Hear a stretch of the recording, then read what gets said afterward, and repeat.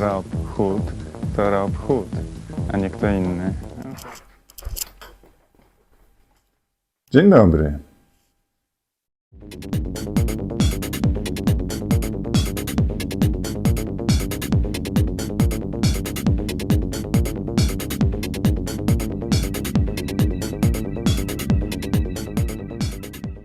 Rob Hood to Rob Hood, a nie kto inny. Jeśli nie pozostawię po sobie żadnych znaczących dokonań, to zapewne będę zapamiętany z tego właśnie cytatu. Rob Hood będzie poniekąd bohaterem dzisiejszego odcinka, a wszystko zaczęło się tak. Witam wszystkich w środku pięknego, ciepłego sezonu i W pierwszej połowie lat 90. byłem już na tyle zaangażowany, powiedzmy sobie, w część warszawskiego środowiska klubowego i jakoś to się tak stało, być może za sprawą tego, że jednocześnie publikowałem teksty w miesięczniku Machina, że zacząłem być zapraszany jako ekspert do spraw techno, czy rodzącej się ówcześnie, jak to się mówiło, kultury techno. Występowałem w programie pierwszym Telewizji Polskiej. w 1996 roku pojawiło się coś takiego jak kultura techniczna w Polsce w końcu. Rejwy, imprezy różnego rodzaju kręcą się od ładnych paru lat, a myślę, że dopiero w ostatnim roku W programie drugim Telewizji Polskiej.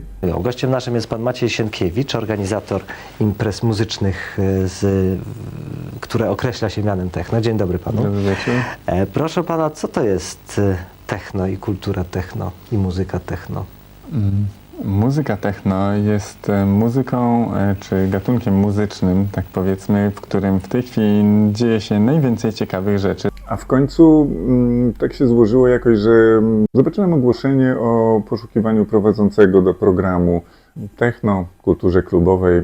Casting odbywał się niedaleko, ja mieszkałem na Bielanach, to było na Chomiczówce. Udałem się tam i dostałem tę robotę.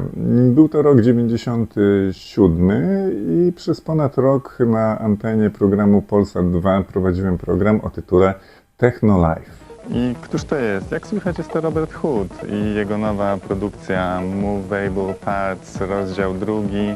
Bo główną częścią programu było tak zwane puszczanie płyt. Jeździłem po nie głównie do Berlina.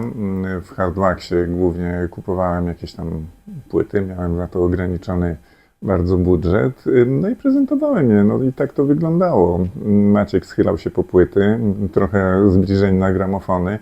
No i I może sobie jeszcze posłuchajmy paru drobnych fragmencików.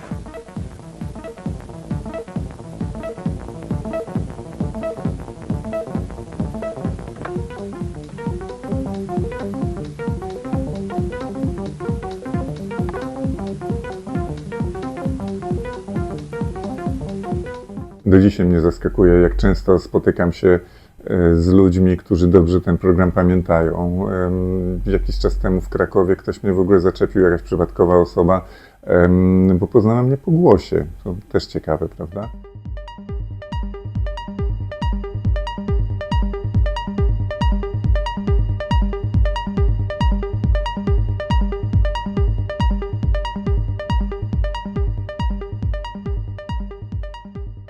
Detroit to Techno City, a Robert Hood jest jego prorokiem.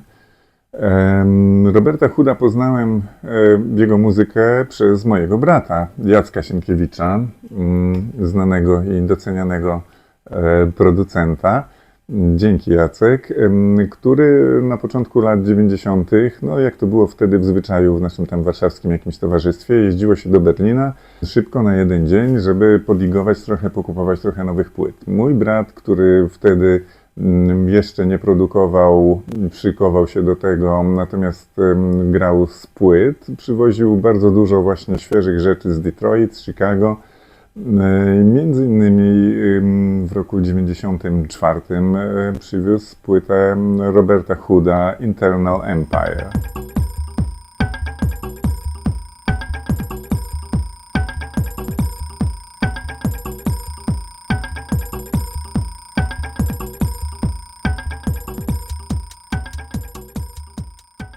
Robert Hood to jeden z pionierów brzmienia Detroit.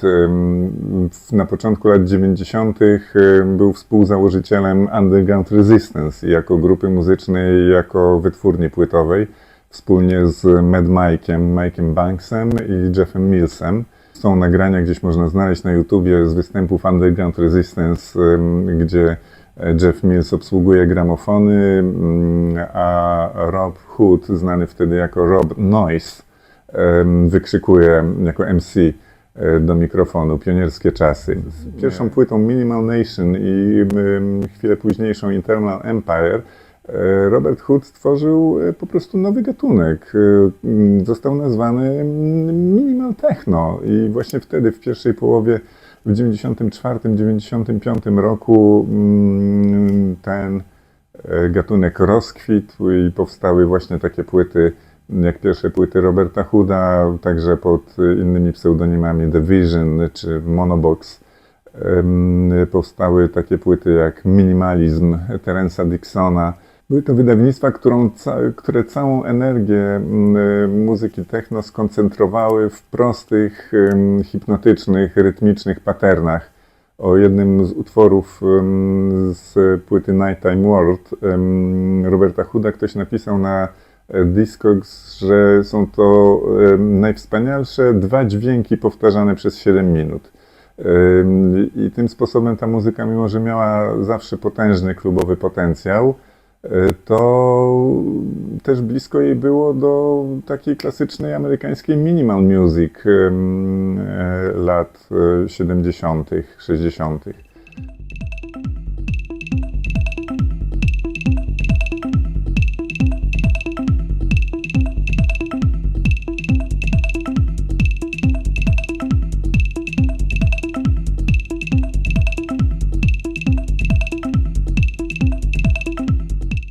I wśród tych absolutnie hipnotycznych, surowych wydawnictw nagle pojawiła się płyta Nighttime World Volume 1 Roberta Hooda, wydana na fantastycznej, bardzo wpływowej, austriackiej wytwórni płytowej Cheap Records. Wytwórni, która wydawała dużo rzeczy eksperymentalnych, ale także przyniosła światu na przykład bardzo popularnego w pewnym momencie Louis Austena.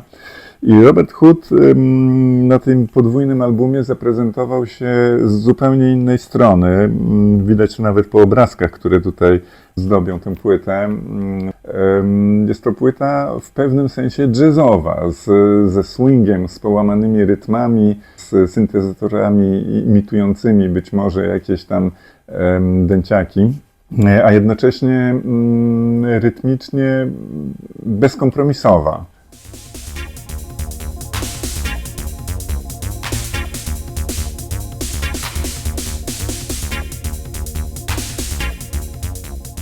Nie udało mi się na szybko dokopać do wszystkich płyt Hooda, ale tutaj jeszcze pokażę Wam Monobox Population.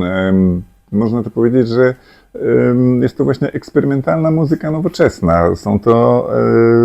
Jest to w swojej istocie minimal techno z Detroit. M-Plant, zresztą label Roberta Hooda prowadzony od 93 roku. I są to funkcjonalne technotraki, które jednocześnie mają taki walor jednak pewnej zasłuchalności, a tak to należy powiedzieć.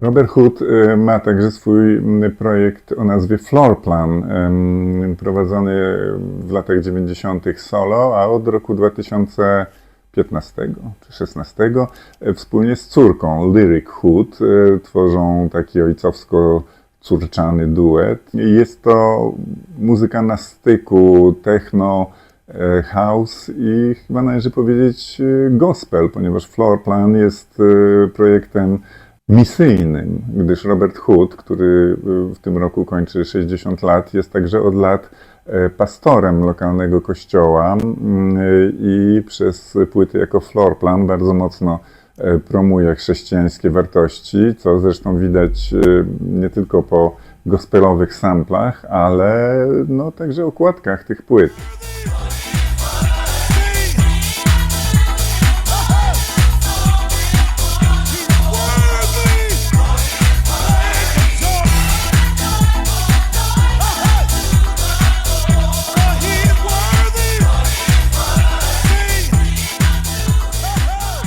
Detroit Techno to oczywiście nie tylko Robert Hood, to także Underground Resistance, Carl Craig, Jeff Mills, Kevin Sanderson i bardzo wielu artystów, Juan Atkins, Derek May. Natomiast drugim artystą, o którym wam dzisiaj powiem, to mój chyba ulubiony artysta z Detroit, przedstawiciel Detroit Techno, czyli Anthony Sheikh Shakir.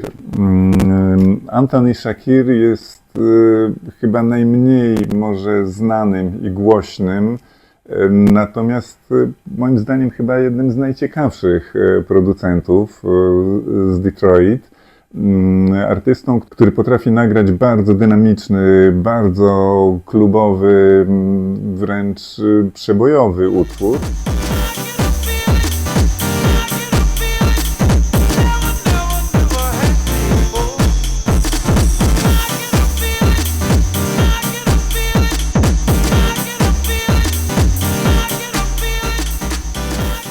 Potrafi też zaprezentować swoją wizję minimalizmu.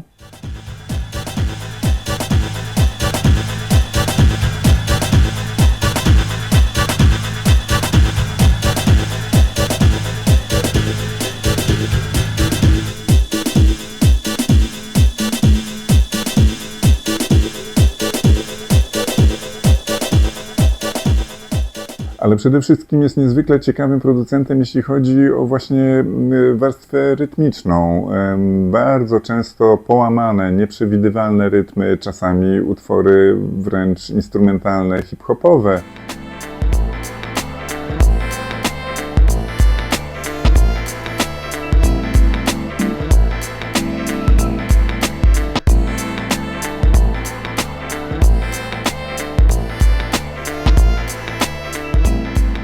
A czasami skomplikowane, zawiłe, rytmiczne konstrukcje.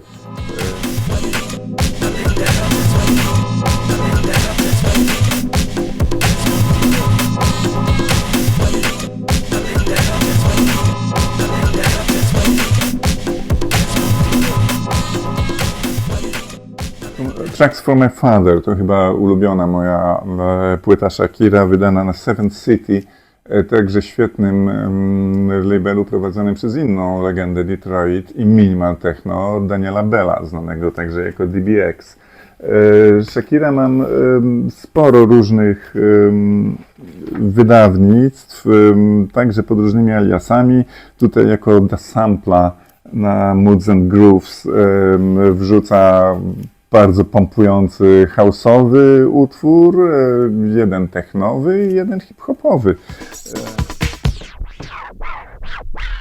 Don't stop.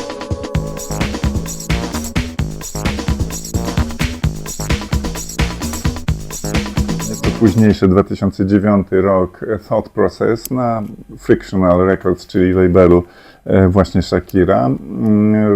Wszystko bardzo ciekawe, nieoczywiste, świetnie wyprodukowane traki od cichego bohatera sceny Detroit.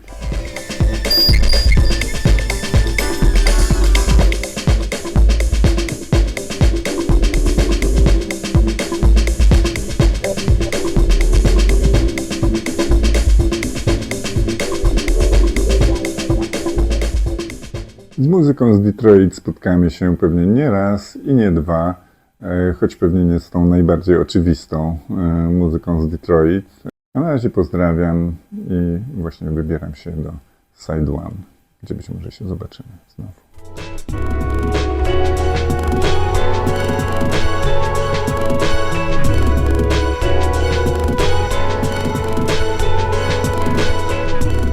Muzykę techno.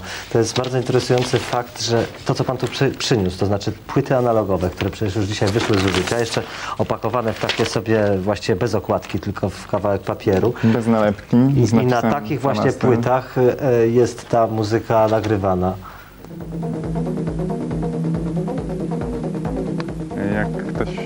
powie, że to są tylko pętle, to nie będzie miał racji.